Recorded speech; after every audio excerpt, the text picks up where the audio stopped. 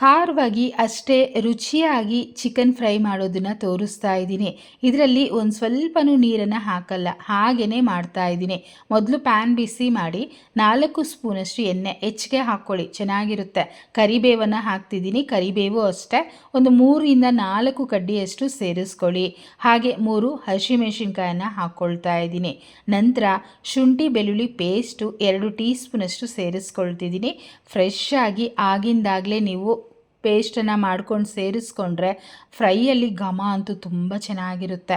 ಇದು ಚೆನ್ನಾಗಿ ಫ್ರೈ ಮಾಡಿಕೊಂಡು ನಂತರನೇ ನಾವು ಚಿಕನನ್ನು ಸೇರಿಸಬೇಕಾಗುತ್ತೆ. ಘಮ ಘಮ ಅಂತ ಸ್ಮೆಲ್ ಬರ್ತಾ ಇದೆ.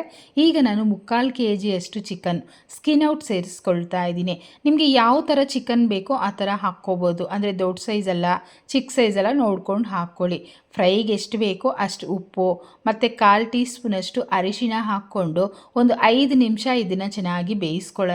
ಅಂದರೆ ಚಿಕನಲ್ಲಿ ನೀರು ಬಿಟ್ಕೊಂಡು ಮತ್ತೆ ಡ್ರೈ ಆಗುತ್ತಲ್ವ, ಅಲ್ಲಿವರೆಗೂ ನಾವು ಚೆನ್ನಾಗಿ ಬೇಯಿಸ್ಕೋಬೇಕು.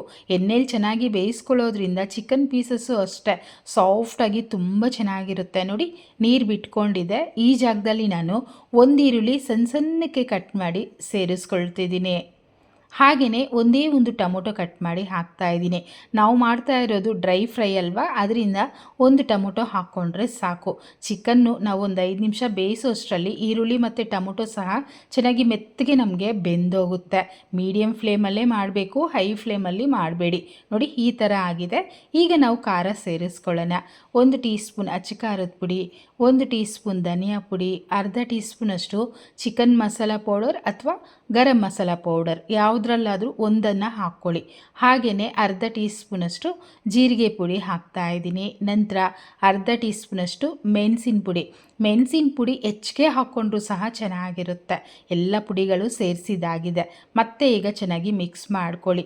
ಇದರಲ್ಲಿ ಯಾವುದು ನಾವು ಮಸಾಲೆ ರುಬ್ಬಿ ಸೇರಿಸ್ತಾ ಇಲ್ಲ, ಬರೀ ಪುಡಿಗಳನ್ನು ಹಾಕಿ ಮಾಡ್ತಾ ಇದ್ದೀವಿ.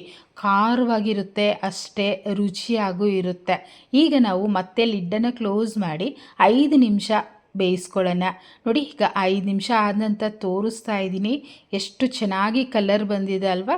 ಸ್ವಲ್ಪನೂ ತಳ ಹಿಡಿದಿಲ್ಲ, ನೀರು ಸೇರಿಸಿಲ್ಲ ಅಂದರೂ ಸಹ ಚೆನ್ನಾಗಾಗಿದೆ. ಎಣ್ಣೆ ಸ್ವಲ್ಪ ಹೆಚ್ಚಿಗೆ ಹಾಕಿದ್ದೀವಲ್ವ, ಅದರಿಂದ. ಲಾಸ್ಟಲ್ಲಿ ಸ್ವಲ್ಪ ಕೊತ್ತಂಬರಿ ಸೊಪ್ಪನ್ನು ಹಾಕ್ತಾ ಇದ್ದೀನಿ. ಕೊತ್ತಂಬರಿ ಸೊಪ್ಪು ಅಷ್ಟೇ ಬೇಕು ಅಂದರೆ ಹಾಕ್ಕೊಳ್ಳಿ, ಇಲ್ಲ ಅಂದರೆ ತೊಂದರೆ ಇಲ್ಲ, ಹಾಗೇನೂ ಮಾಡ್ಕೋಬೋದು. ಸೂಪರಾಗಿ ನಮಗೆ ಚಿಕನ್ ಫ್ರೈ ರೆಡಿಯಾಗಿದೆ. ಚಿಕನ್ ಪೀಸಸ್ಸು ಅಷ್ಟೇ ಸಾಫ್ಟಾಗಿ ಬೆಣ್ಣೆ ಥರ ಚೆನ್ನಾಗಿ ಬೆಂದೋಗಿದೆ. ನೀವು ಬೇಳೆ ಸಾರು, ರಸಮ್ ರೈಸೋ ಮಾಡಿದಾಗ ಸೈಡ್ ಡಿಶ್ಶಾಗಿ ಮಾಡ್ಕೋಬೋದು, ಅಥವಾ ಬರೀ ಅನ್ನಕ್ಕೆ ಹಾಗೆ ಮಿಕ್ಸ್ ಮಾಡಿ ತಿಂತೀನಿ ಅಂದರೂ ತಿನ್ಬೋದು.